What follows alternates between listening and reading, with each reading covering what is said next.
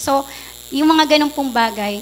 Pero, ano po, pinaalala po sa akin ni Lord. And yung time na yon na I was really seeking God, na Lord, bakit ganito Lord? Anong nangyari? Parang, bakit umabot sa ganito? Yung mga ganun po.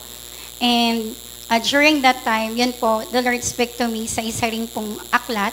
So, I was reading the Bible that time, and at the same time, meron din po akong na-discover na aklat. And yun po, when I started reading that, yun po talagang literal na ano po, yung doon ko po nakita na ito pala yung mga dapat kung gawin, ganun po. And ano po, when I was reading that, because yung book din po na yun is filled with God's word, and yun po yung nag-lead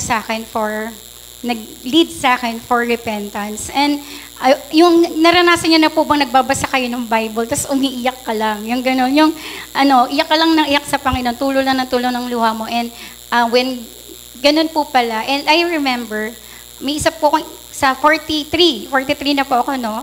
So, it was that time na yung sobrang pagkakabasag ko, as in basag talaga. Alam niyo po yung katulad sa isang baso, yung hindi mo sinasadyang mabasag pero bumagsak siya, ganun. And ganun po yung pagkakalapit ko kay Lord. During that time, sabi ko, my gracious Heavenly Father, Lord, durog na durog ako ngayon. Hindi ko alam, parang walang makakapag-mend nung brokenness ko, kundi si Lord lang. So, when I was saying that, yung inaamin ko talaga sa Panginoon na, Lord, wala akong magagawa. Hindi ko kayang ayusin lahat to. Hindi ko rin alam kung sino kakausapan ko. Pero ikaw, you are watching every detail of my life. And that leads me to repentance. And yun po, gusto ko pong ihingi ng tawad, yung lahat ng mga nasaktan, lahat ng mga sa nangyari, ganun. Hindi lang naman po kayo yung nasaktan. Kahit po hindi kami umiiyak, nasasaktan din po kami. So, yung may kanta pong Warrior is a Child, na parang sa kanta po na yun, they don't know. Na hindi nyo rin po alam paano rin kami umiiyak na kaming mga leaders, gano'n na. Kala nyo po ang daling mag-lead. Pero sa totoo lang po, pinakamahirap yung na responsibility, yung ganitong bagay. And even nga po sa pagpapastor, di ba po, ito po ay isang highest calling. So parang once you decided to follow Jesus, whatever it takes, talagang no turning back. And yun po, and ito po yung ibabahagi ko sa inyo, para, ito po yung nagpaano sa akin nagpa-stop sa lahat ng drama ko sa buhay. Na-realize ko, gustong-gusto pala ng kaaway yung drama para to stop you na makarating dun sa destination mo at yung purpose mo para mabuhay ka dito sa mundo. And when I was really shocked nung nalaman ko yun na, lahat pala ng drama galing sa demonyo. Gusto niya pag-away-awayin, gusto niya laruin yung mga emosyon natin. Nang sa gayon, dun tayo magiging busy para hindi natin magampanan kung ano yung purpose natin dito sa mundo. And when I learned that, sabi ko, Lord, grabe, kailangan ko na pala stop yung kadramahan ko sa buhay. Kasi pag drama po, puro emosyon. So, mas nananaig yung soul kesa sa spirit na binigay sa atin ng Panginoon.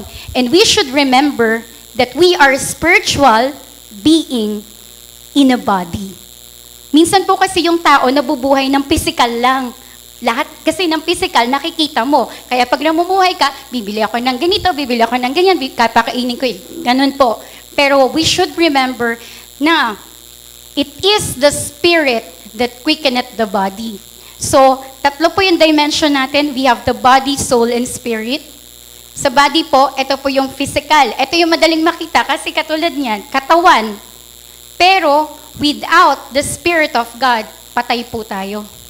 Kasi ibig sabihin, yung spirit, yun yung hininga ng Diyos Binigyan tayo ng hininga ng buhay para mabuhay dito sa mundo. So, let's not forget that we are spiritual beings. That's why, nandito rin po tayo. So, yun po. And bago po ako mag-proceed, ayan, sa lahat po nung nais po ng Lord na ibigay sa atin, ayan po, tayo po'y manalangin.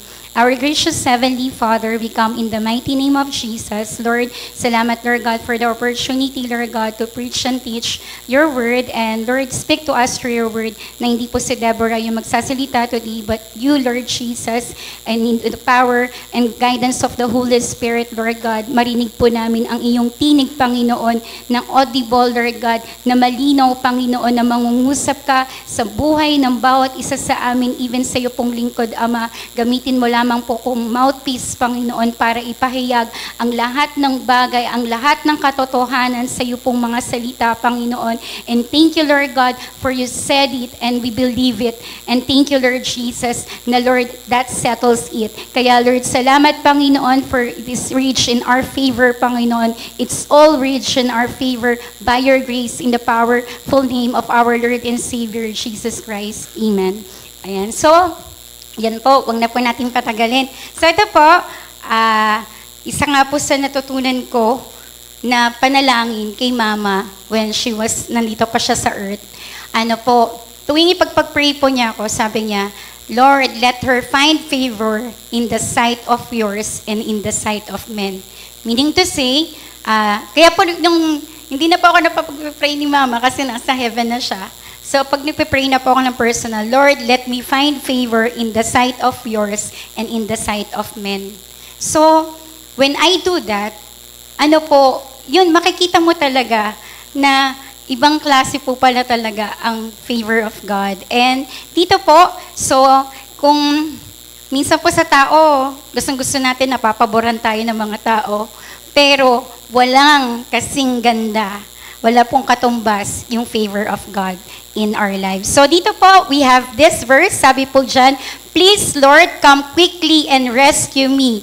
Take pleasure in showing me your favor and restore me. So when you have the favor of God, hindi lang po niya ikaw bibigyan ng favor, kundi i-restore din po niya lahat ng ninakaw ng kaaway sa buhay natin. That's why God is the God of restoration. Kaya ayun po, pangawakan po natin ang kanyang word. So alamin po muna natin ngayon, ano po ba ang mangyayari when favor takes over? So sabi po dito sa Psalms 5:12, yan, Lord, how wonderfully you bless the righteous. Your favor wraps around each one and covers them under your canopy of kindness and joy. So, kumuha po ko ng another translation for that. Ayan, para mas, po natin, ma-explain natin ano po ba yung kahulugan. So, dito po, sabi po dito sa, 5:12, ayun po.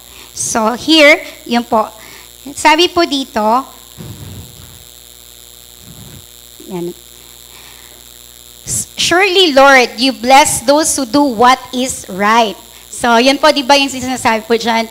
Lord, how wonderfully you bless the righteous. So, ang mahalaga po sa mata ng Panginoon ay yung paggawa natin ng tama. Ayun po. So, yung doing what is right, whatever it takes, dapat ganun po. Ayun po kasi sabi dyan, you will bless the righteous. Like a shield, your loving care, keep them safe. So, nakita na po ba kayo ng sa digmaan? Tapos may shield. Yan, gano'n, di ba po? Yung parang protection. Pero, ang maganda po kay Lord, ang shield niya, hindi lang yung kaperasong gano'n. Ang shield ni Lord, mula ulo hanggang paa, shield ka. Protected ka. So, ganun po kaganda. Na hindi dito sa mundo, limitado yung mga shield na meron eh. Pero pag may shield po tayo ng Panginoon, yung protection po niya over our lives is filled with His grace and His favor. Kaya yun po, ganun po kaganda. Yan, when favor takes over. Kaya yun po yung dapat nating everyday na bigkasin kay Lord, Lord, let me find favor in the sight of yours and in the sight of men. And sasabihin ni Lord sa atin, ay bawa, for example po, sasabihin kay Tina, ayan, Tina, it's all rigid in your favor. Oh, do you say ibig sabihin, it's all rich in your favor? Ibig sabihin, in all aspect of your life, you will be blessed. So, yun po. So, next po natin, sabi po dyan, ano naman po yung favor? Ayan. So, yung favor po mentioned many times in the Word of God. In the King James Version of the Bible, the word favor appears 70 times. Sino po dito? Nahanap nyo na yung 70 na favor sa Bible. Ayan. So, mayroon po tayong assignment. Hanapin po natin yung 70 na yun. Baka, marami po yan sa Psalms. Yan, makikita po natin sa Psalms in favor. And yan, hanapin po natin. So kung may 70 pala, ilan favor pa lang yung nabasa mo? Yan, so yan po. And we can see when God decides to pay attention to specific individuals or people, favorably, there are several events that occur with characteristics that includes honor, success, prosperity, forgiveness, and close friendship with special privileges and benefits. Nakita niyo po ba yung ibig sabihin ng favor? Akala natin yung, favor naman, bili mo ko ng ganito. Akala po natin ganun lang kababaw yung favor. Pero ang sinasabi po dyan, when you find favor in the sight of God, yan, meron po yung characteristic niya include honor, success, prosperity, o kaya pala ikaw nagiging matagumpay, nagiging prosperous because of the favor of God. Kaya wala pong mapagmamalaki ang mga tao kung wala ang pabor ng Diyos. Kasi lahat po ng tinatamasa natin na yan, galing lahat sa Diyos. Because we are protected by His grace and favor in our lives. Yung shield po ng Panginoon, Thou, O Lord, are a shield for me, my glory and the lifter of my head.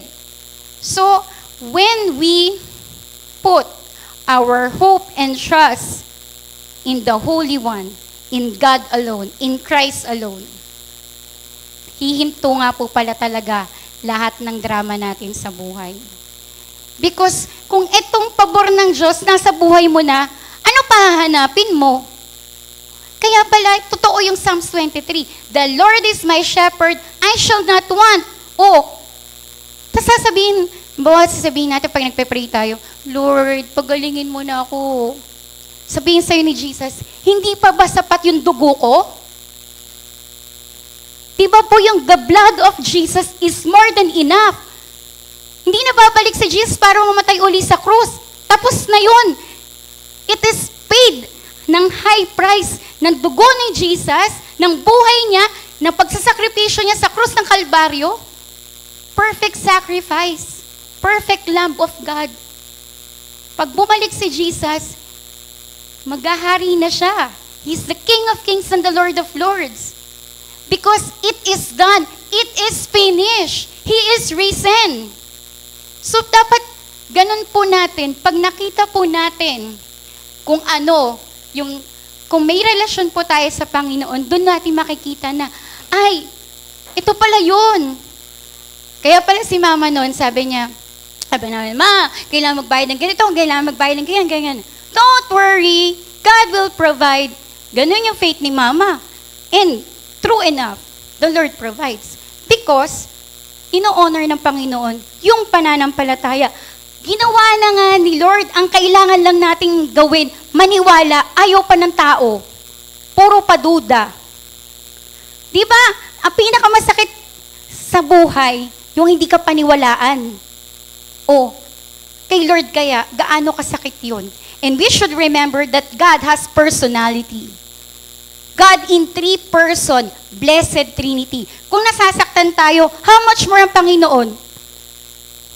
He is God and He has personality. So, may kanta nga po sabi dun sa does He still feel the nails every time I fail? Does He hear the crowd crying, crucify again? Am I causing Him pain and I know I've got to change? I just can't bear the thought of hurting Him. Parang napaalalahanan ako ni Lord sa bagay na yun. Sabi ko, Lord, every time pala na nagkakasala ko, sinasaktan kita ng paulit-ulit.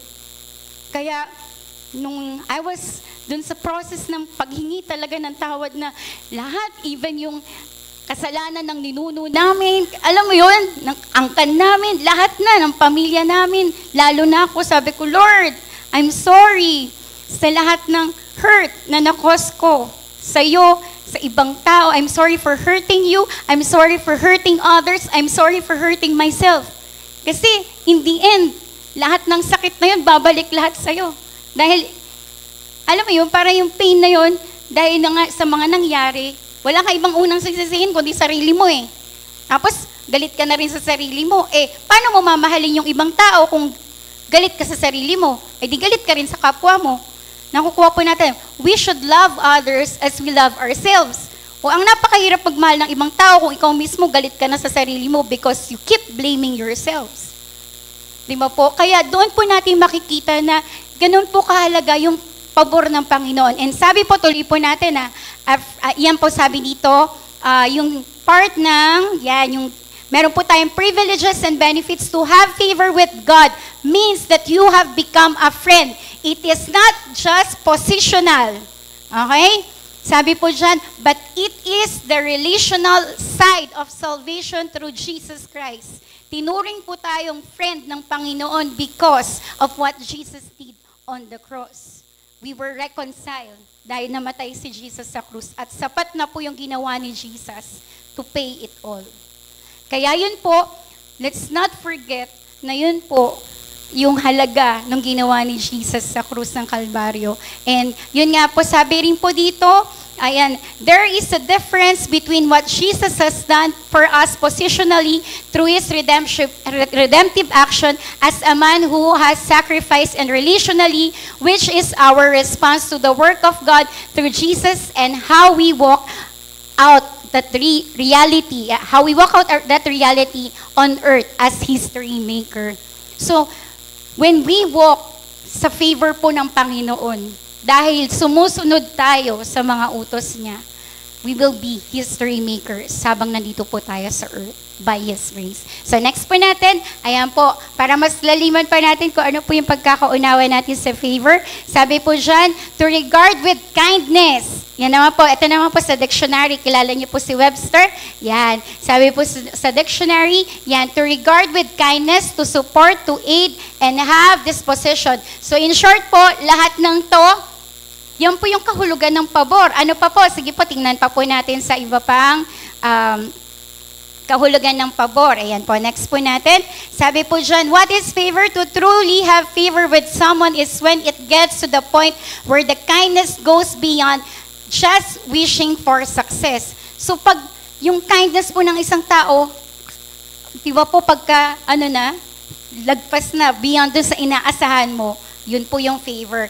And it is the action of befriending you and giving you counsel and taking up your case. When you have won over the favor of God, ito po yung gusto ko. Sabi po dyan, when you have won over the favor of God, you cannot ever pay Him back. Hindi natin kayang bayaran si Lord sa pabor na gagawin niya sa buhay natin because His loving kindness endures forever. Nasabi nga po diba sa Psalms 23, surely goodness, verse 6, surely goodness and mercy will follow me, will follow you, will follow us all the days of our lives. So ganun po katindi yung pabor ng Panginoon, hahabulin ka pag in-acknowledge po natin na si Lord yung shepherd natin at hindi na po tayo mangangailangan pa. And He will make sure that everything goes according to His will for you and you will be overcome with His goodness. So next po natin, ayan po. So, what is favor pa rin po tayo? Sabi po dyan, when a friend wishes you well, you consider them to be a kind person. Like for example, pag mga birthday po, may mga birthday wishes, mga ganyan. But when a friend who wishes you wellness and success has the ability to do something about it, is beyond your ability to comprehend. So yun po, kaya nga po meron pong verse, di ba, na I pray that you will find favor in the sight of yours, in the sight of men, and at the same time, yung pag sa mga birthday po,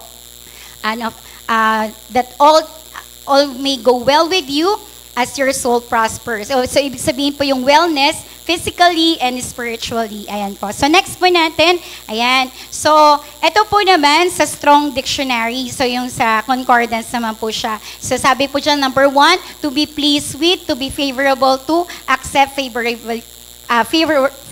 Favorably. Ayan po. So, to be pleased. So, when we are pleasing sa mata ng Panginoon, ayan po, favor will just follow. At kailangan po natin tanggapin yung pabor ng Panginoon. So, next po natin, ayan din po, yung mga favors na kahulugan sa mga Yan po, sa concordance pa rin po sa Strong. Sabi po dyan, yung to be pleased with, ayan, to be accepted, to seek favor, to please, pay off, and to make oneself acceptable or pleasing. Ayan po. So next po natin, yan. So the idea, yan po, paano na po pag yung when favor takes over? The idea behind the strong definition is the concept of debt, forgiveness, and pardon. So una po nating natanggap na pabor ng Panginoon is His forgiveness. Binayaran na po yung utang natin sa mga kasalanan natin because of the blood of Jesus. At nagkaroon po tayo ng kaligtasan. And yan, to win God's favor is to be completely overcome with goodness because you have gained the heart of God. Ayan. So yun po yung halaga na as we seek God, kailangan po talagang maging natin yung puso ng Panginoon. Katulad po si David, diba? Ano po siya? He is a man after God's own heart. So, yun po, tuloy po natin. Sabi naman po dito, favor is not earned, but we must learn to receive it. Okay? Hindi mo siya kailangan paghirapan.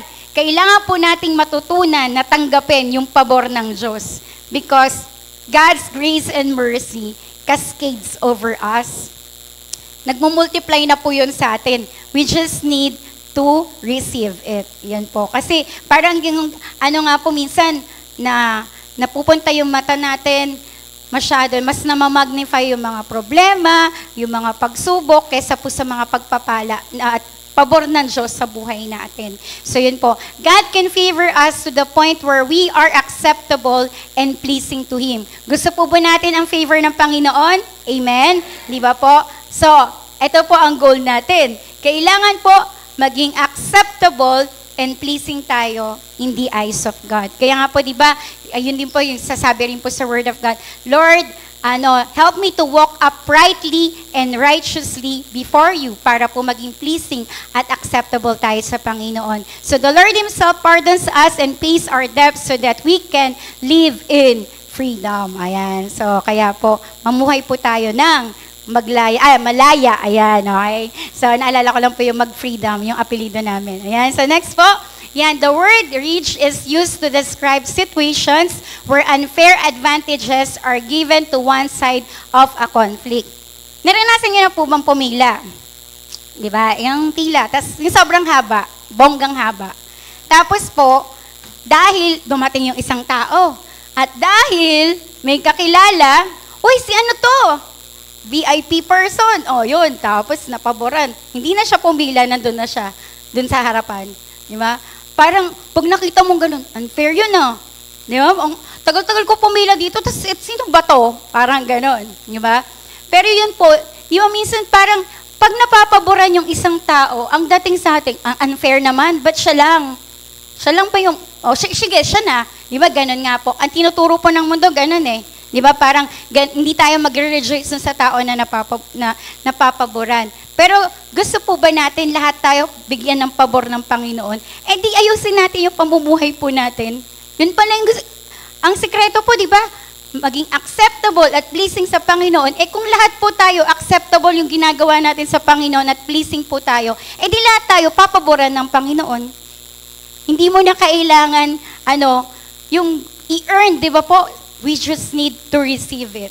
Di ba? So yung ganun po, kaya, yun po, many times, yun na po kasi ako mag-pray, Lord, let me find favor in the sight of yours and the sight of men. And napapansin ko po, everything just fall into place. Yes, hindi po tayo exempted sa mga trials, sa mga testings, but then, when we stand sa salita po ng Panginoon, kaya niyang baguhin yung mahirap na sitwasyon po natin. And next po natin, yan, describe the side of the conflict that holds an unfair advantage. So, yun po yung rage. Ayan po. So, next po natin, rig. Parang ganun po yan eh. Ako nga po, basa ko dyan, rigid na lang eh. Para kung Pilipino, di ba? So, iba-iba po yung pronunciation eh. Rig, ganun po. So, depende po sa Pero it's, yun po. Basta ako naintindihan ko po yun. Rumaragas ang pagpapala. Ayan. Yung, pag sinabi rumaragas, walang silid na paglalagyan. Yung pabor po ng Panginoon. So, to have things in your favor, everything is going great. To say something of reference is cool and awesome. So, yung an exclamation of excitement and enthusiasm. Kung ganyan po yung kahulugan ng pabor ng Panginoon sa buhay natin, mag-iinarte ka pa ba? Mag-iimo ka pa ba? Magpo-post ka pa ba na loser, ganon, na ganito ako, malungkot ako, ganito, ganyan. Papaalam mo pa ba sa buong mundo lahat ng problemang dinadaanan mo? I don't think so. Wherein, mas kailangan po natin i-magnify na ang Diyos, when you have God, you have everything. Because He's the source of everything. Buhay mo nga galing sa Kanya. Ano pa hindi niya kaya ibigay sa'yo? Sabi po ni Lord, I am your creator. You are in my care even before you were born. Ano ba pag pinanganak ka dito sa mundo? Eh di mas lalo kang pagmamalasakitan ng Panginoon. Dahil alam niya na the moment na mabuhay ka dito sa mundo, kakailanganin mo siya. Kakailanganin mo yung malasakit niya, yung kalinga niya, yung pabor niya sa buhay mo. And when I learned that verse, ako po, pag nangangaral din ako sa klase, yun nga po kaganda, pag teacher ka na, tas pastor ka pa, mas matapang ka mag-preach, hindi ka na nagtuturo. Naninermon talaga ako. Ganun po yung ginagawa ko.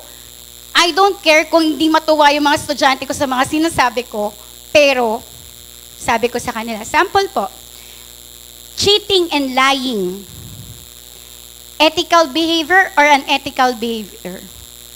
Ethical po ba o unethical? Unethical. So meaning to say, immoral. Hindi tama, mali. Yung kasinungalingan at cheating. O saan po madalas talamak na nagaganap ang cheating? Sa loob ng classroom. Tuwing kailan? Tuwing exam. So ako po, pag nagbabantay ako, dalawa lang rule ko. Ang pwede mo lang kausapin, si Lord at ako. So si Lord, pag kailangan mong ipaalala sa iyo ni Lord yung answer, dun sa sinasagutan mo, ako, pag may tanong ka lang dun sa mga instruction, gano'n. So, pag meron na pong, the moment may nagsalita, ayun na po yung parang gumano na, may mga style po yung generation ngayon. Yung Gen Z, very good yan sa klase. Pero pag sa exam, yon. So may mga style, tapos na siya, pwede na niya ipasa yung papel niya, pero ilalagay pa niya dito, sa lap niya. At parang ang dating, sige, kopyahin mo na yung sagot ko. Kala mo naman tama lahat ng sagot niya, di ba? Masyadong confident. Di ba yung mga ganun po? Ganun yung mga style. Meron pa po yung umuubo. Ano ba yun? Di ba yun? Di ba yun? Ganun. Di mo na malaman ngayon yung mga style ng mga bata, tapos biglang may kukunin kunyari, ganyan, may mag-CR, may mga ganun. May mga style po talaga sila. So, when nagkataon pong personal development kasi yung tinuturo ko. Sa personal development po, holistic, mayroong spiritual. So when nandun na po kami sa spiritual aspect. Kasunod po nun, spiritual development as moral development. So pagkakataon ko na, sabi ko gano'n. So yun po. Sabi ko, kung unethical yan, ba't ang maraming gumagawa? Sabi ko, galit na galit tayo sa mga cheater sa relasyon. Pero hindi kayo nagagalit sa mga kaklaseng o nangongopya. Nagigets po natin. Paano nila naging bisyo yung pandaraya? Nung mga estudyante sila. Kasi it's better to cheat than to repeat. Ganun po yung pananaw nila. Di bali na hindi mo ma-perfect yan. At least yung sagot galing talaga sa'yo. Kaysa naman kinopya mo, nandaya ka. So hindi po pabor yun. Yun ang, pakopyahin mo, favor naman, pakopya naman sa exam. Hindi po favor yun, ha? Kasalanan po yun. Yung nangopya at nagpakopya, pareho po silang makasalanan. So, ibig sabihin po, kung mali po, maaring simple, sa susunod, pag lumaki na yan, saan naman dadaya yan? Sa pera? Sa gobyerno? Sa posisyon? Sa ano pa po? Di ba po? So, parang, kung hindi po natin sasawayin habang nasa mga learners pa po sila, sabi ko, di bali na, kaysa kayo yung papalit sa henerasyon namin, tas puro kayo mandaraya. Ginanong ko po talaga sila. I don't care kung hindi kayo matuwa sa sinasabi ko, but I need to stand for what is right. Kasi kung hindi ko to sasabihin, sino pa magsasabi sa inyo? Ganun po katao. Pero sa totoo lang po, kung without yung salita ng Panginoon na hawak ko, hindi ko po kayang sabihin sa mga tao. Kung simpleng teacher lang, na magtuturo ka lang, pero dahil nagmamalasakit ka sa mga spirito at kaluluwa ng mga taong yun, kailangan po silang mabaguhin ng Panginoon. And yun po, many times, ganun po, na you will speak the truth. Pero yun po, wala naman po kasing correction na masarap. Kala nyo ba, pag ako rin po kino-correct ni Lord, grabe po yung iyak ko lagi sa Panginoon. Hindi nyo lang po ako nakikitang umiiyak ng nagwawala dyan. Oh. Pero kay Lord, hayag po lahat. Lalo na po, di ba, kay Lord po, sobrang precious ng mga luha natin. Because when we cry, di ba, yung pag nasasaktan po tayo, nasasaktan din si Lord. And yun po, tuloy po natin. So, intro pa lang po yan. Ayan po. Hanggang next week po ba ako dito? Sorry po kasi, kaya ko po kasi mag-speak ng 1 minute and 5 hours. So, pag sa school po kasi, mga 6 hours ako nagsasalita, ganun. So, dito po, tatry ko po i-limit lang. Okay? So, yung relo pa po natin hindi umaandar. So, hindi ko po alam kung anong oras na. Yan. So, this is exciting news to the child of God. The Lord is giving you unfair advantage. This life has been rigged in your favor. Your heavenly Father has announced that you are adopted into the family of God. Yun na lang po na maging ituring po tayong anak ng Panginoon, di ba? Yan po, adopted, di ba? Grabe po yung pabor talaga ng Panginoon para tawagin niya tayong mga anak niya. So next po natin, ayan. Yun, begin to see how God's children have such potential to gain favor if we agree to walk in obedience. So ang sikreto lang po, we just need to walk in obedience. Sabi po ni Bishop, ng mga bata pa po kami, dalawa lang, sa batas ng Diyos. Pag sumunod ka, may pagpapala. Pag sumuway ka, may pagpapalo. At yun po lagi ko natatandaan. Pag alam ko na pag sumuway ako, may palo ako kay Lord. Kasi, kukorek ka niya talaga. Anak ka niya eh. Pero kung hindi ka anak, pakialam ko sa'yo. Nakukuha po natin yung point. Nagmamalasakit po si Lord, kaya may pagpalo. May nararanasan tayong mga leksyon sa buhay na masakit, pero para po sa ikabubuti at ikababago natin. Kasi, kailangan po yung soul natin, yung po yung dapat ma-born again eh. Kasi the way we think, the way we feel, and the way we act, dahil may will po tayo, binigyan po tayo ng Lord ng free will, pero dapat po lumakad tayo sa kalooban ng Diyos. So we need to surrender our lives. Sabi po dun sa awit, take up your cross and follow Jesus. Sabi po dun, what are you doing for the King? Sabi po niya, have you really given everything for the one who gave his all for you? Don't you be satisfied just to know that the Lord has saved your soul? Have you forgotten what He did for you? Di ba po namatay si Jesus sa krus? Hindi pa ba sapat yun? Sapat yun! He paid the highest price para sa atin. Kaya nga po, kung i-allow natin na yung kalooban ng Diyos yung maganap, alam niyo po, lalo na ang pala nitong mga batang to, it takes 43 years for me to know these things. Sabi ko, Lord, kaya naman pala. Kaya pala ganito na nga nararanasan ko sa buhay, mga kapalpakan, failure, and all that. Because, kailangan ko talagang mag-agree to walk in obedience. Hindi po 99.9%.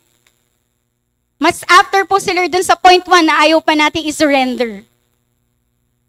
And when we say surrender, Lord, I'm putting up the white flag, throwing down my pride, wholly and completely sold out to your sight. Lahat po. He wants all of you. Hindi some of you, hindi a little of you, but all of you. Yung lahat po sa atin. And next po natin, yan, this requires a heartfelt trust known as faith. So yun nga po, kailangan lang po talaga tayo maniwala at manampalataya. Believe and have faith in God. So next po natin, para maranasan po natin yung favor ng Panginoon, the writer of the book of Hebrews discusses this at length. Remember, we have a choice to believe and enter into God's favor. Yan, we can grieve our Heavenly Father. Paano po natin nag-grieve si Lord? Ano po sabi dyan? Sa pamamagitan ng doubt, unbelief, and disobedience. So ito po yung tatlo. Mababasa po natin sa Book of Hebrews. Sige po, puntahan po natin sa Hebrews. They grieved God for 40 years by sinning in their unbelief until they dropped dead in the desert. Because it took them 40 years na i-grieve ang Panginoon dahil sa disobedience nila. And ano po sabi dyan?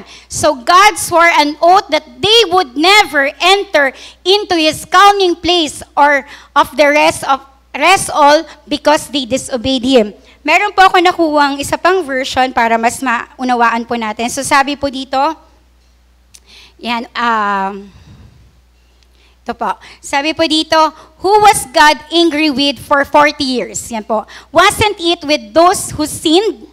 Yan. Kanino ba nagalit ang Panginoon? Dun sa mga nagkasala. For 40 years, ito po yung sa mga Israelites. They died in the desert. So verse 14 po, God promised that those people would never enjoy the rest He planned for them. Di ba napakasakit po nun? Dahil sa disobedience, sa katigasan ng ulo ng mga Israelites, during that time, hindi po nila naranasan yung plano ng Panginoon for the rest of their lives. At namatay sila sa desyerto. Hindi sila nakapasok sa promised land. So, ito po, we can learn from this. Ito po yung error na dapat natin i-avoid. And this will serve as a warning. Kung gusto po natin talagang maranasan yung rumaragasang pagpapala ng Panginoon, kailangan po talaga nating piliin na sumunod talaga sa Kanya. To serve God fully and to obey Him fully and serve Him faithfully. Yun po talaga yun dapat. And sabi rin po dito, God gave His word when He made that promise. Didn't He make that promise to those He didn't obey? So, yun nga po, dahil hindi nga po sila sumunod, ito po yung narasan. The message, they didn't have any value for them. Yung mensahe po, di ba, maraming beses, sina Moses, yung na-leader po nila, di ba, para makapasok sila sa promised land, pero they did not listen sa calling po na talagang, ang dami pong nag-ano na sa kanila na talagang sumusaway, di ba, pero yun po, dahil nagpasaway po talaga sila at hindi nila binigyan ng halaga yung salita ng Panginoon, yun po, namatay sila, na hindi na nangyayari, yung sana, kung sumunod po sila, ano kaya yung buhay ng mga Israelites? Baka hindi 40 years, even 40 days, or in one day, baka nandun na sila sa promised land kung talagang sumunod po sila. Because, yun po paano sila hahabulin ng pagpapala? Kung sumusuway po sila sa salita ng Panginoon. So now we have believed, enjoy that rest. God said, when I was angry, I made a promise, and I said, they will never enjoy the rest I planned for them. So, sabi po dito, ever since God created the world, His work have been finish. So, ito po yung isa sa nag-steer din po ng heart ko. When I learned na, although before po, naririnig ko yan kapag nag-uusap po sila, yung mga ganun, yung mga kapatid ko po. Pero yung ako na po mismo yung naka-discover that there is a book of, may book ka sa langit na yung plano ng Panginoon sa buhay po natin. Ba, katulad po, Book of Deborah, Book of Sarah, Book of, ganun, Abraham, ganun po. And, doon po sa Book of Abraham, ayun po. Tapos, dito po sa earth, di ba, alam po natin, yung sa Bible, mababasa po natin yung mga nagawa nila. Abraham, nagsinungaling sila, mga ganun pong bagay, di ba, may mga nagkasala, mga fall short. Pero alam niyo po ba, sa aklat natin sa langit, na sinulat ng Panginoon, hindi po siya nagre-record ng failure. So meaning to say, talaga pong God never fails. Sino po ang nagfe-fail? Yung mga tao. Fail to really know the good, pleasing, and perfect will of God. And when I learned that, every day po, sinisikap ko na hilingin kay Lord, na Lord, kung ano yung sinulat mo sa aklat, saan sa langit, tungkol sa buhay ko. Yung purpose mo sa life ko, let your good, pleasing, and perfect will be done. Ako po yung taong mahilig gumawa ng mga plans. Ako po yung mahilig sa calendar, ganon. Pero alam niyo po, when I learned na nakaplano na pala yung buhay ko, sabi po, nung nilikha ng Panginoon, ever since God created the world, His works have been finished. So meaning to say, bago ka pa ipanganak, nakaplano na kay Lord lahat ng buhay mo. lahat ng ganap mo dito sa earth. Meron din po sa Psalms, mababasa rin po natin dyan, na each day was recorded sa book ni Lord sa langit. Kaya po yung mga kaganapan po sa buhay natin, maaring hindi po natin nauunawaan, pero baka po kasi nagkakamali tayo ng pagpili.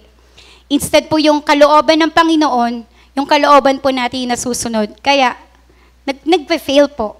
Pero kung pipiliin po natin yung plano ng Panginoon sa buhay po natin, for sure, God never fails. And ako po, yung pinanghawakan ko pong verse, marami po akong verse na favorite sa Bible, but this time, the Lord purpose will prevail sa buhay ko. Yung gusto ko pong i-fulfill ni Lord. The Lord will fulfill His purpose for me.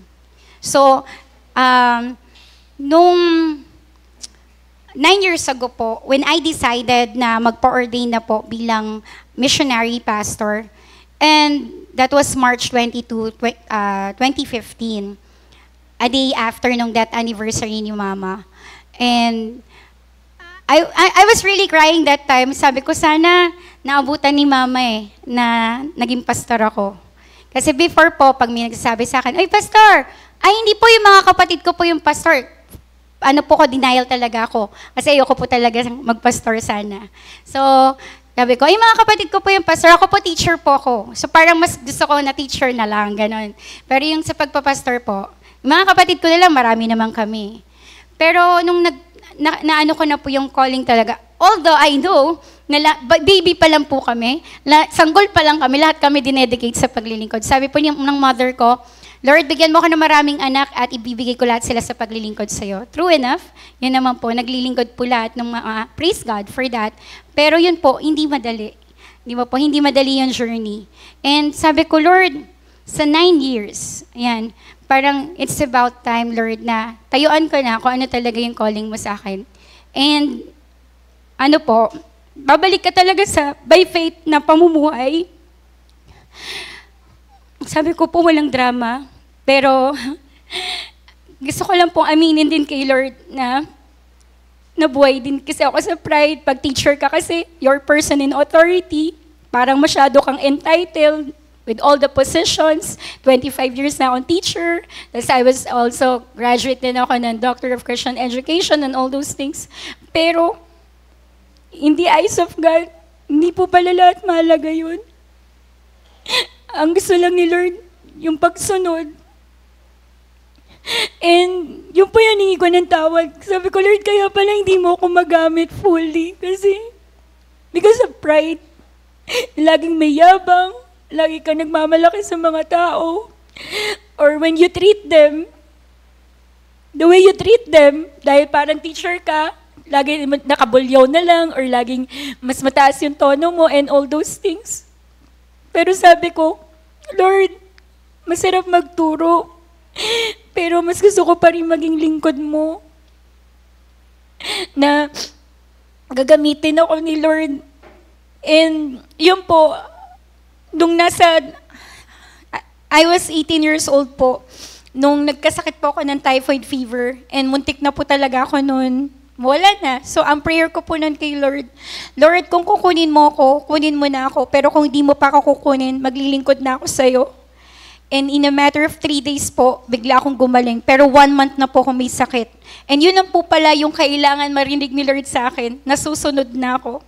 And from that day on, I started na po yung mga, naging po ako sa mga churches, ganyan, po yung church planting sa iba't ibang mga churches, tumutulong po ako.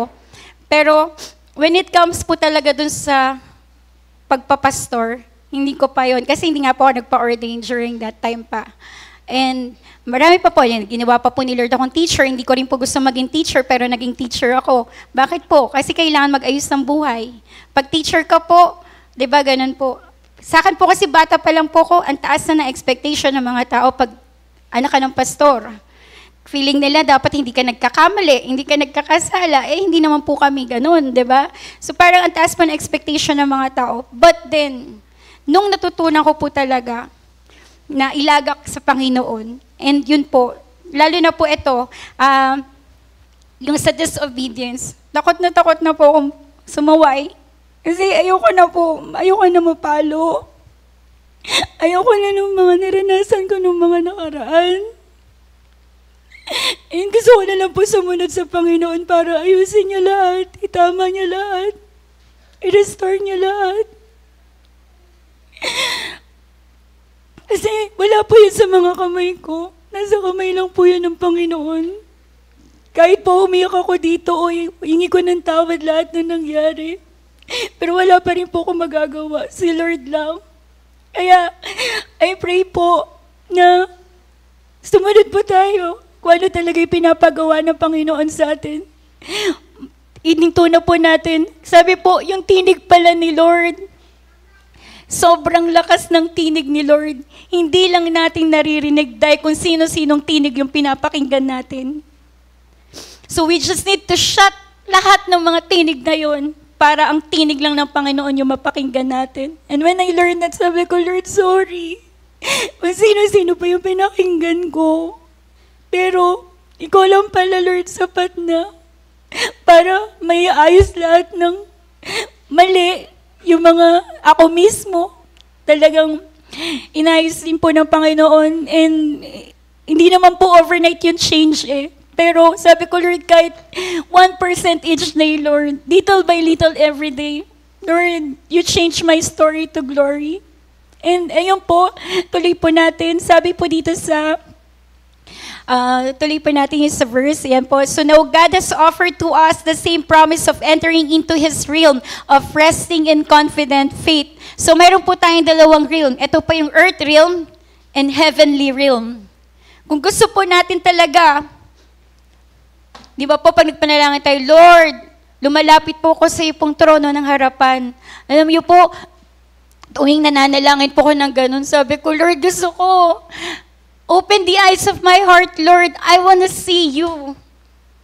Meron po tayong mga spiritual na ears, na eyes, na pwede po natin talagang matagpuan ng Panginoon kung the way we will really seek Him. Sabi nga po, di ba, seek God first. Seek the Lord while He may be found. Call upon Him while He is near. So tuloy po natin. Yan po. So next po natin, sabi po dyan, ayan, for we have heard the good news of deliverance just as they did, yet they didn't join their faith with the word. Instead, what they heard didn't affect them deeply, dahil nga po nagduda sila. Di ba patulad po kay Moses, nagduda talaga sila na yung nandun po sila sa disyerto. Ayan. For those of us who believe, faith activates and promise and we experience the real confident rest. Ayan po. So next po natin, for He has said, I was grieved with them and make a solemn oath. They will never enter in the calming rest of my spirit. Yan po. So ito po yung maging warning sa atin, yan o, error to avoid, na kailangan po natin, huwag po i-grieve ang Panginoon sa mga pagdududa natin. Kundi, lagi po tayong magtiwala at maniwala sa Panginoon. Ayan po. So next po natin, yan, as an adopted child of the Almighty God, your life in Father's kingdom is rigged in your favor. Ayan po. So, next po natin, yan, God loves to observe certain character traits in His children. Yan, the book of Hebrews talks about a particular trait we can exhibit that will please God if we develop it. Ayan, sabi po dyan, His character trait is our faith and diligence in seeking Him and gets His attention. Paano po natin makukuha yung attention ng Panginoon? If we seek Him, we will find Him. And yung sabi pong diligence, pag diligence po, masipag, yung kasipagan, yung tuloy-tuloy. Yung parang may ginagawa ka and yun, talagang walang patid. Ibig sabihin, ay ba, kung sinik mo si Lord today, isisik mo pa rin siya bukas, isisik mo pa rin siya sa susunod na araw and for the rest of your life. Ganun po siya, no? Hanggang makita mo si Lord ng mukhaan, we'll seek Him. Ganun po. So dito po, sabi dun, para makuha po natin attention ni Lord. So meron pong character sa Bible, which is yan po, next po natin. Yan. So si Enoch, yan po. So si Enoch, sabi po dyan, faith lifted Enoch from his life and he was taken up into heaven. He never had to experience death. So, alam niyo po, naririnig ko na po itong character ni Enoch. Pero when I study further about this and learn nga po na, grabe, bakit si Enoch, di ba, hindi siya naka-taste ng kamatayan. He was caught up, di ba?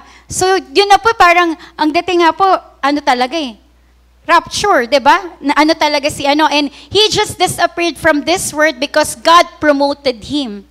So dahil na please si Lord, 'di ba po? He is the King of Kings and the Lord of Lords. He's our master. And si Enoch po, dahil sa kanyang character na diligently seeking God, na please ang Panginoon, and he was promoted. Ayan po. So nung prinomote po siya ng Panginoon, for before he was translated to the heavenly realm, his life had become a pleasure to God. Ayan. So kung magiging pleasure po pala yung buhay natin sa Panginoon, sabi dyan, ito po yung sa part ng, sabi dito, and yun po, dahil na-please po niya ang Panginoon, ayan po, and without faith living within us, it would be impossible to please God. So yun po, katulad po sa atin, kung ang Panginoon po na-please kay Enoch, di ba? Yun po, kailangan din po natin talaga. So, dito po na, yung part lang po na binanggit dito rin, sabi dito, for yung, dahil naging pleasure nga po siya, ayan po, and we come to God in faith knowing that He is real and He rewards the faith of those who give all the passion and strength in seeking Him. So, talaga yung passion, yung paghanap, di ba, naranasan nyo na po ba? Kunyari, hinahanap mo yung wallet mo. Talagang hindi mo titigilan hanggat hindi mo natatagpuan. Ganon. O ganon din po, yung pag-seek natin na talagang with all passion, with all your strength, we have to seek God. And yun po, next po natin, ayan, so, ito po yung character ni Enoch. Ayan, so think about Enoch and his circumstances. He did not have the same covenant that we have today through Jesus Christ. He did, however, develop an intimate relationship with God that caused extreme favor to come into his life. Yan. His faith caused the God of the universe to take notice of him. So dahil dun sa pananampalataya na meron si Enoch, yan, nakuha niya yung attention ni God. And Enoch obtained favor because he pleased God. So tuloy po natin. Ayan, sabi rin po dito, the idea here is to passionately pursue God, knowing that He rewards those who seek Him out diligently with all spiritual strength that they can exert. You know, God is pleased when this someone from the earthly realm and translate them to heavenly realm without experiencing death. So yun po yung naranasan ni Enoch, di ba? And God could not stand to be without Enoch. Dahil nga po na-please si Lord sa pananampalataya and the way si Enoch na nagsisik sa Panginoon. Sabi po dyan, God could not stand to be without Enoch because God experienced pleasure in the relationship. So, ano po after ang Panginoon sa atin? Yung relasyon. Kung paano natin siya tratuhin. Di ba yung mga tao po, pag VIP person, the way we treat them, sobrang halaga nila. How much more po yung relasyon natin sa Panginoon? Dapat po kung merong higit sa lahat, na pinakamahalagang relasyon sa buhay natin, yung relasyon po natin sa Panginoon.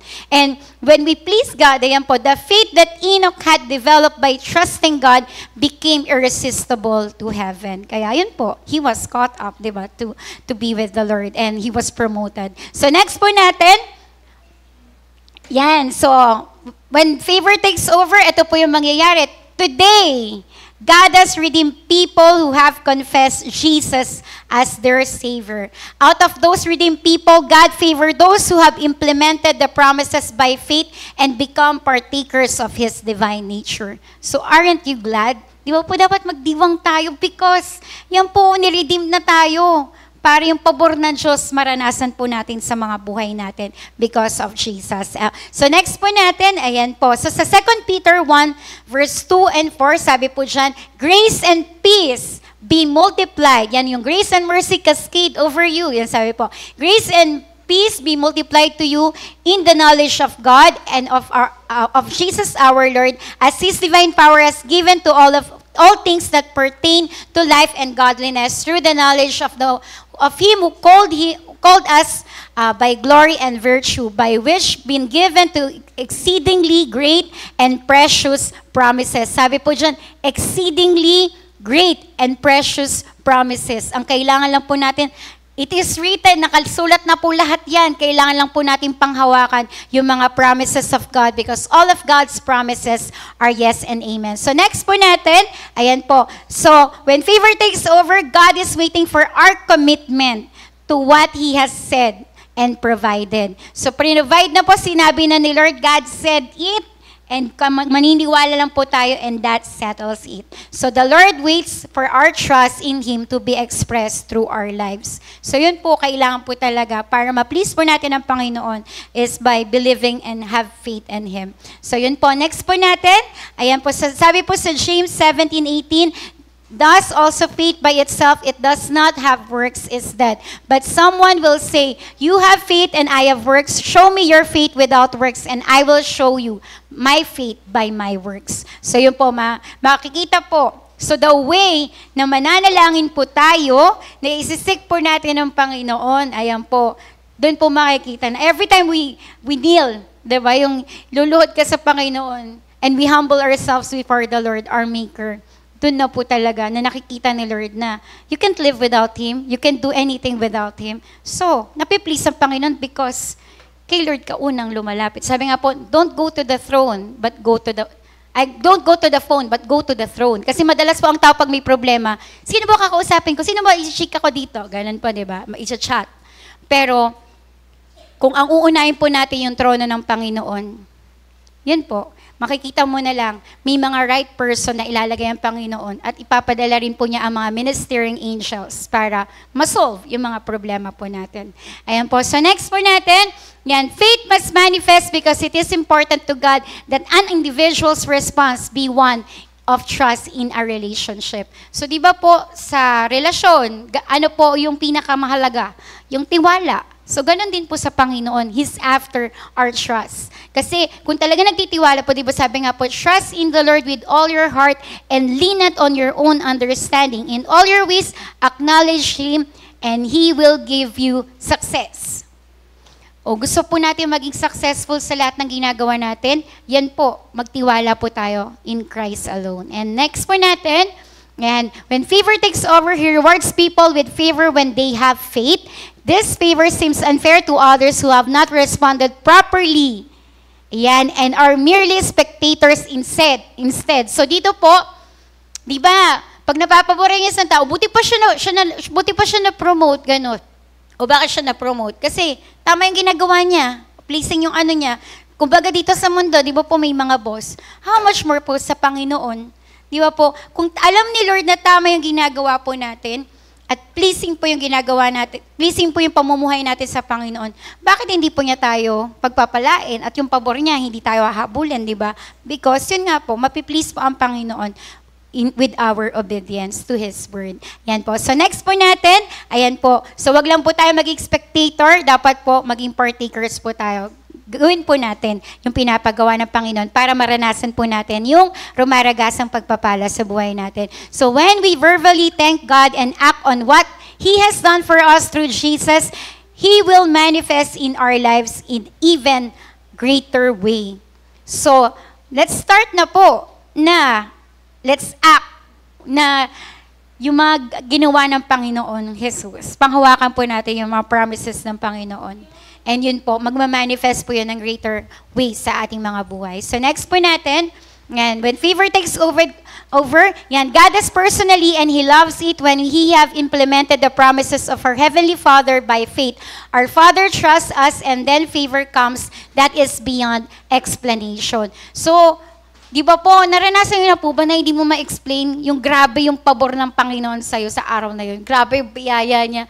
Paano nangyari yun? Alam mo, gano'n, di ba, magugulat ka na lang na kung paano tinaguyod ka ng Panginoon, binayaran yung mga dapat mong mabayaran, yun, because of your faith in Him. Na, yun nga po, di ba, kung ano po yung, ano mo sa Panginoon, yung paniniwala mo kay Lord, magiging ganun po siya sa atin. If you believe that He is your greatest physician, yan, He is Jehovah Rapha, our healer, He will be your healer. If naniniwala po tayo na He is Jehovah Jireh, our greatest provider, ipoprovide po niya mga pangangailangan natin. So, ang dami pong attributes ng Panginoon. 365 nga po yun eh. And we just need to confess those things. Na Lord, di ba ikaw yung provider ko, hindi na ako mangangailangan pa. You're my shepherd, diba? You're my very best friend. Ang galing din mag-comfort ng Panginoon. Kailangan mo ba ng perfect peace? Naguguluhan ka ba?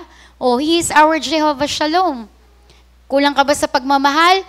Jehovah, He is our Jehovah Ahava. Di ba? The Lord is my love. Oh, di ba pag mga tao, kung ino-consider natin mahal natin sila, we call them love. Eh how much more si Lord, di ba? Karapat-dapat talaga na yung ialay natin yung pag-ibig natin sa Panginoon. And yun po, so next po natin, God will reward you when you diligently and passionately seek Him daily. Grabe mag-remind si Lord, di ba? Ilang beses na yan. So, ano na po gagawin natin? We need to seek the Lord diligently. Baka po kasi sinisik natin, today, tapos Lord, sa Friday na lang uli, busy ako eh. Di ba po? So, sabi nga po, kailangan meron po tayong Bible. Tapos, wag po yung physical po wag po yung sa cellphone lang, okay? Sa cellphone po kasi, maraming distraction yan. Pag the moment you wake up, tapos ang una mo pong tinignan kagad yung screen mo, yung cellphone mo, ay magbabasa ako ng Bible. Sa tingin ko po, hindi lang Bible yung mababasa mo, ang dami pong lalabas doon, magpa-pop up. So sabi nga po, kailangan po, each Christian, meron pong sariling Bible. So katulad po ng piloto, meron po silang manual. Bakit po? Kung hindi nila babasahin yung manual nila sa pagpapalipad ng eroplano, in danger po yung buhay niya at yung buhay ng mga kasama niya. So the same way, binigay na po ni Lord yung manual ng life natin. Kung paano tayo mamumuhay dito sa mundo sa pamamagitan po ng salita niya and through the guidance of His Spirit. Ito na po yung sword natin, no? Para maging matagumpay po tayo. And yun nga daw po, kailangan, yung Bible po natin, paborito natin. So, kung pili ka ng Bible na paborito mo para kahit anong gawin mo dyan, yan, kulayan mo siya. May sinabi si Lord, dati nabasa ko na yun, pero grabe yung pagkaka-highlight ko kasi, yun, bawa po, pag-promise yun, pag-warning po yun, ganun po. And actually po, may nag-gift po kasi sa akin ng parang, yung sinashade mo kung ano na yung mga nababasa mo, ganun. Ay, hindi po pala sinashade. Dinidikit naman ng sticker. Favorite ko po yung ganung part. So, parang, the moment na nag-start po ako na ganun, kailangan mabasa ko na to kasi parang ganun po, na-excite po ako. So, gawin niyo pong exciting yung pagsik sa Panginoon. Bili ka po ng color pencil, para makulay habang nagbabasa ka. Pag red, naku, warning yan. Pag ganito, green, ito, magiging prosperous yung pamumuhay ko. Pag blue, ganito. Alam niyo po yun? Pwede kang mag-color coding. Tapos, pwede ka rin mag-notes siya, pwede ka rin maglagay ng prayer mo dyan. Yan po, kulayan mo siya. Pag natapos ako magbasa, para ma-relax na ako, nagkukulay na ako. Yung kulayan ko, sinishadan ko na po siya, ganun. Tapos po, para hindi ko po makalimutan, nilalagyan ko po ng date, oras, at araw kung kailan ko po siya binasa. Para pag doon ko na po, magre-record na ako doon sa yung tracker ng Bible reading ko po. Yun, mababalikan ko kailan ko nabasa yun. Ay, natapos ko kagad. Ay, ang sipag ko magbasa ngayon 7 chapters agad. Ay, parang kulang ako ngayon today, mga ganun. So, may evaluate mo po yung sarili mo. And ako po, when I was younger, una ko pong nabiling Bible, I was 17. So, NASB po yun. Talagang sabi po kasi ni Mama, mas maganda bumili ka ng Bible na ikaw yung bumili para babasahin mo. Kasi pag gift lang sa'yo, minsan lagay mo lang dyan, ganun. So, yun po. Kaya, yun po, bili po tayo ng Bible na talagang yung hindi mo kaya within that day or ang rule nga po namin ng mga bata kami, no Bible, no breakfast, no Bible, no bed. Hindi ka pwedeng matulog, hindi ka pwedeng kumain nang hindi ka nagbabasa ng Bible, hindi ka rin pwedeng matulog nang hindi ka nagbabasa ng Bible. Ganun. And alam niyo po, yung author din po nung book na binabasa ko po ngayon, 15 hours siya magbasa ng Bible. Grabe po, di ba? Each day. And he was also praying in tongues. Ganun po. So, kaya naman pala ganun yung revelation na binibigay sa kanya ng Panginoon. Gusto mo bang mangusap talaga si Lord sa'yo? Di isik mo siya. Kaya mo nga magbabad sa telebabad sa mga kung ano-anong Korean novela o anong novela yan, di ba? Sa trabaho. Tapos si Lord, 5 minutes lang. Tapos magpe-pray ka na nga lang, yung amen mo kinabukasan pa kasi nakatulog ka na. Diba? Paano mo makukuha yung pabor ng Panginoon? Paano mapiplease sa'yo si Lord? Kung paano mo siya tratuhin, hindi mahalaga. Tapos hihingi ka sa kanya ng kagalingan, gusto mo pala ng breakthrough favor i-please mo si God. Tapos biglang instantly gumaling ka sa sakit mo. Sasabihin pa sa'yo ni Jesus, my blood is available for you. Oh. Pag may sakit, ang mga tao pupunta sa doktor. O, ano gagawin ng doktor? Sasabihin lahat ng sakit mo. Punta ka kay Jesus, tapos lahat ng sakit mo. Nakukuha po natin. Bayad na eh. Kina-counter ng, kaya, di ba? Yung ibig sabihin po, kung yung pag-iisip lang natin, kaya po pala mahalaga yung mindset, yung renewal of mind. Kasi kung nasanay tayo pag may sakit, doktor agad, dadami lalo sakit mo. Paglabas mo ng check-up mo, tatanungin ka rin naman eh, anong kinain mo? Anong ganyan mo? Di ba? Pero pag punta ka kay Jesus, sabihin sa'yo ni Jesus, binayaran ko na yan ah. Sa kanyang mga latay tayo nagsagaling. Tapos, ang sakit ng ganito ko. Ang sakit ng ganito. Ang sakit ng puso ko. Grabe tayo magdrama sa buhay. Pagkatapos ng paghihirap ni Jesus, naiintindihan ba talaga natin yung ginawa ni Jesus sa krus? O gusto nyo maranasan? Pako tayo lahat sa krus para maranasan natin kung gaano yung paghihirap niya. Diba? Enough na yun. Biruin mo, ang gagawin mo lang, maniwala ka. Tas ayaw mo pang maniwala, puro ka pa duda sa Diyos. Ay, paano mapiplease sa'yo si Lord? Gusto mo palang pagpalain ka at puro ka duda. Lord, ako na lang, magtatrabaho na lang ako dito kasi hindi mo naman kaya eh. Grabe natin pagdudahan si Lord. Sa maliit hanggang sa malaking bagay. Sa maliit na sakit hanggang sa malaking sakit. Pero binayaran na niya lahat yun. And when I knew that, grabe yung Lord, ito pala yun, sorry. Hindi ko po alam, hindi ko naintindihan na ganun pala kahalaga. Na sobrang naghahanap ka ng attention sa amin. Inaalaw na lang ng Panginoon mangyari yung mga bagay-bagay para mangyari pa rin yung kalooban ni Lord sa buhay natin. And yun po, church, we need to, sabi po, arise. Diba? Rise up. Arise, shine, for your light has come, and the glory of the Lord is risen upon us, upon you. We need to, sabi nga po, if you wanna be somebody, if you wanna go somewhere, you better wake up and pay attention. Gusto mo makarating sa destination na pinapagawa sa'yo ng Panginoon? Gusto mo ma-fulfill ni Lord yung purpose niya sa buhay mo? Anong kailangan natin gawin? Take up your cross and follow Jesus. Ano po ba talaga yung pagiging true disciple of Jesus Christ? Kaya yun po, and ano po, yung the rest po nito, isi-series na lang po natin kasi po baka abutin tayong 3:00. Nakapag-fellowship na rin po tayo. Ayan po. So, ayan po. Sorry po kasi ang daming pinapasabi ni Lord. Sabi ko sa inyo, non-stop to. Kaya ko po ikwento yung buong aklat. Yan. Kasi po, yun po, naging makatotohanan siya sa akin kasi yung mismong ano po talaga is Word of God. And ayun po, at least po ito, pwede na siya hanggang ano po sa mga susunod na panahon. Ayan. So, yan po. Pero actually ano po to 74 slides. Nakakalahati na po tayo. Yan. Kota na po for today's video. Ayan. Ayan. Pero yun po. Pero natuwa naman po kayo sa nalaman nyo. Na grabe po yung pabor ng Panginoon. Diba? Kailangan natin mag-rejoice because it is paid. Diba? It is finished. Diba? He is risen. Yan po. So, we need to celebrate Jesus. Na yun po, each day. Hindi na po ito para magdrama or mamuhay na po tayo. Sabi nga po, the joy of the Lord is our strength. So, okay lang umiyak kay Lord. Lahat ng drama natin, ibigay natin kay Lord. After nun, tatawa ka na. At hindi ka lang tatawa, makakaranas ka ng kagalakan na nag-uumapaw. Sabi po dun sa song, di ba? For there I find you waiting and there I find release. Pag mabigat na, wag mo sa tao ibigay kasi nabibigatan din yan. Bigay mo kay Lord. And after nun, and there I find you waiting, for there I find you waiting and there I find release. Release ka na dun sa kabigatan. Sabi ni Jesus, for my yoke is easy and my burden is light. So, lapit lang po tayo kay Jesus. Come as you are. Kay Jesus, hindi natin kailangan maging kung ano pa tayo. Kung sino ka man. Di ba? He loves us for who we are and what we are. So, yun po. So, let's pray po muna sa ating pong pagtatapos. Our gracious